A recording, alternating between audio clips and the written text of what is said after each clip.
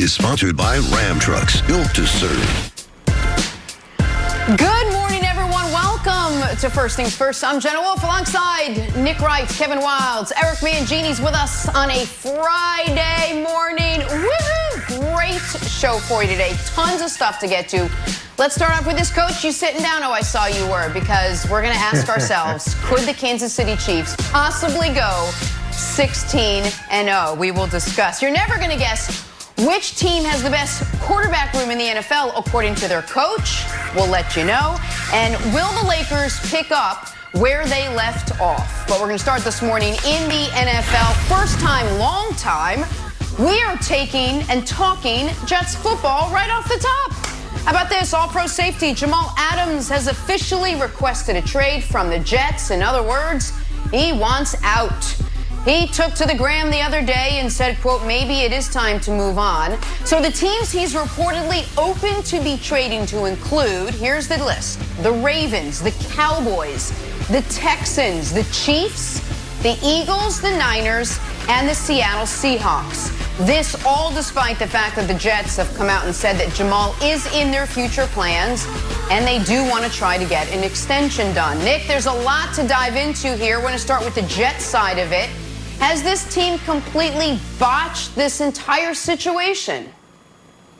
Yes, that's the simple answer. He's the best player on your team. You draft a guy in the top 10 at that position. Your best case scenario is he turns into Jamal Adams. And amazingly, Jamal Adams turned into Jamal Adams since he came into the league. Of all, not just safeties, defensive backs. First in sacks, first in tackles for a loss, second in quarterback hits. He has been a monstrous performer for them.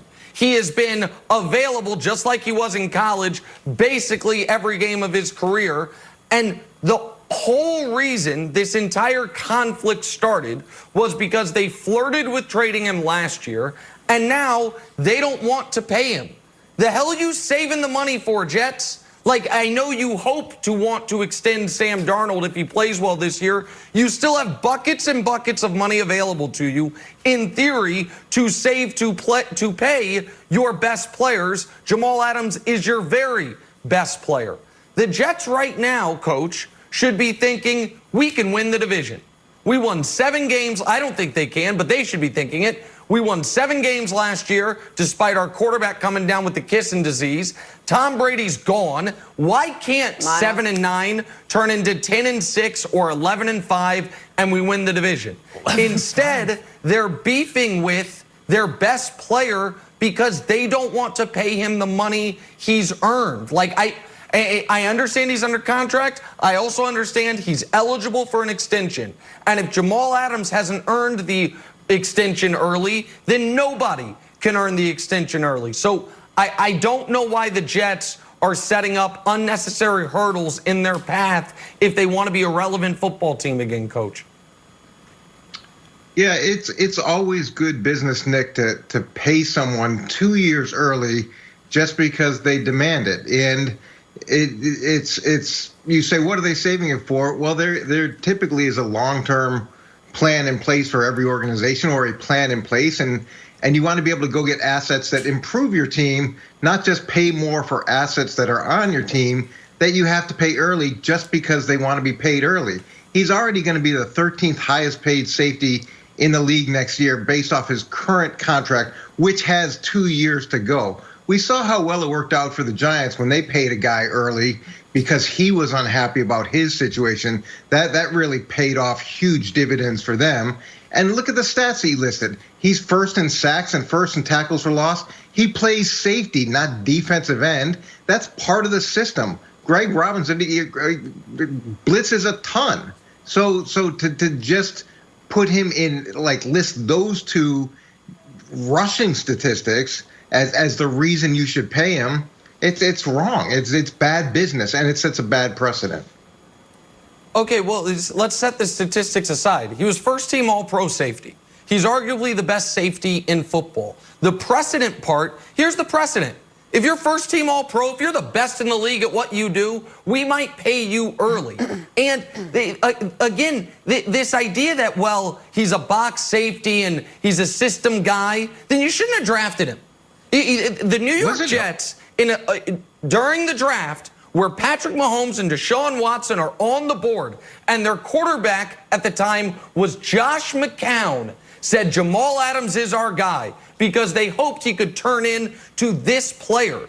And it is the players that outperform their rookie deals get new contracts. And if they don't, the team ruins the relationship with them. Wentz, Goff, Zeke got new deals. You know who didn't from that draft class? Jalen Ramsey. So what happened? Jacksonville had to trade their best player. The Raiders didn't want to pay Khalil Mack, so they had to trade their best player. The entire point of the salary cap dollars, Wilds, is to pay guys like Jamal Adams who have earned it. And by the way, as far as we want to save the money, guys aren't going to want to come to the Jets if you don't A, start winning, and B, start changing the narrative of your franchise. Moving on, Wilds, from the best player on your team does not help your free agency prospects down the road. I totally agree, Nick, and I think Jamal Adams has some leverage and he's using it. And don't forget, there's another personal factor here with Jamal Adams. His father was a first-round draft pick, ran for about 900 yards, gets a terrible hip injury, like a Bo Jackson type injury, is told he's not going to play again. He does come back, plays 4 or 5 more years, but in that time he only compiles about 1,000 yards. So Jamal Adams is on record saying, you know, my father always taught me to play fast and play hard and play aggressive, and that's the best way to avoid injuries. But everyone in the NFL knows it stands for not for long, and there's always a risk of injury. But not everybody grew up with that risk of injury literally in the same house. So I think there's a personal aspect here for Jamal Adams when he talks on his Instagram about protecting himself. I'm all for him getting as much money as possible. He's got the leverage, he's earned it, and he deserves it, Jenna. Wait. All right, so that's the Jets side. Oh, go ahead. Go ahead. Oh, here goes. I'm just saying. Because the Jets made a mistake and didn't draft Patrick Mahomes, now they should pay a safety 2 years early. That was Nick's initial argument, and he said first team All Pro. Wasn't Mitch Trubisky first team All Pro a couple of years ago? Like, are these the only bars that we're using, Nick? You set this precedent of paying guys early, and you think that it doesn't apply to the rest of the team, but it does. And ownership may not like that philosophy of, okay, we have 5 years worth of a contract, but because he performs as expected, he performs to his contract, we now have to pay him early.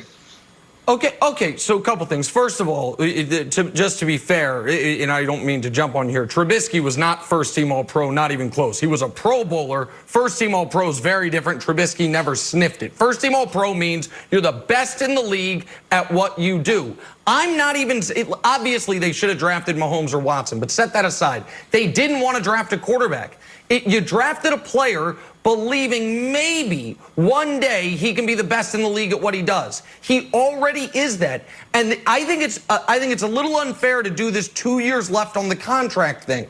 The rookie contracts, first round picks, are 4 years with a 5th year option.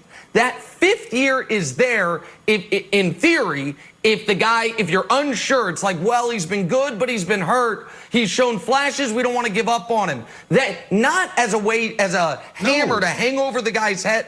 Okay, you disagree. Then why isn't it just 5-year deals? Then why are they just 5-year contracts?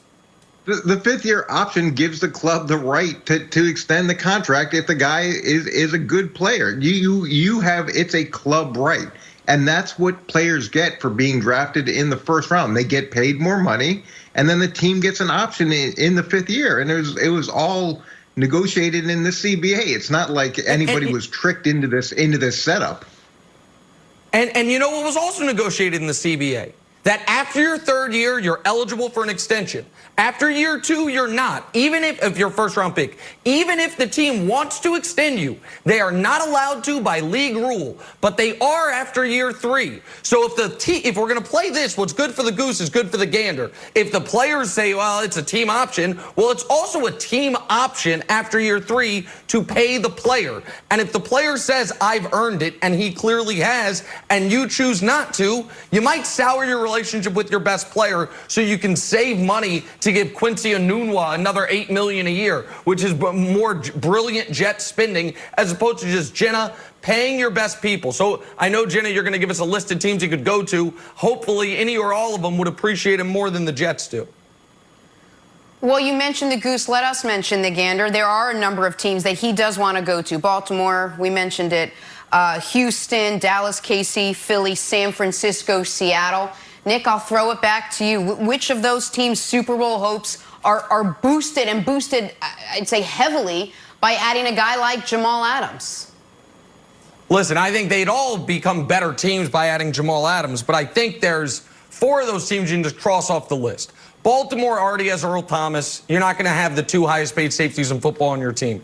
Dallas already has the highest paid wide receiver, running back. They might soon have the highest paid quarterback, highest paid inside linebacker. I don't know that they can add another super expensive player. Houston, listen, I'm sure the Jets are calling up Bill O'Brien and like, oh man, 4 first-round picks, here they come. But they don't have the first-round picks to trade. And Kansas City needs the money, needs the cheap draft picks because they're about to pay Patrick Mahomes. So to me, Philly has the need, the money and the picks. San Francisco has the need, not necessarily the need. Their defense is great, but safety might be their weakest spot on the defense. They have the money and the picks, and Seattle, coach, has the need, the money, and the picks. So of those 7, those 3 teams, to me, coach, would be the most viable. In any trade agreement, you do need the players' buy-in on the trade because the contract has to get done on the other side, but the player needs to understand that the best offer may not come from his team's wish list.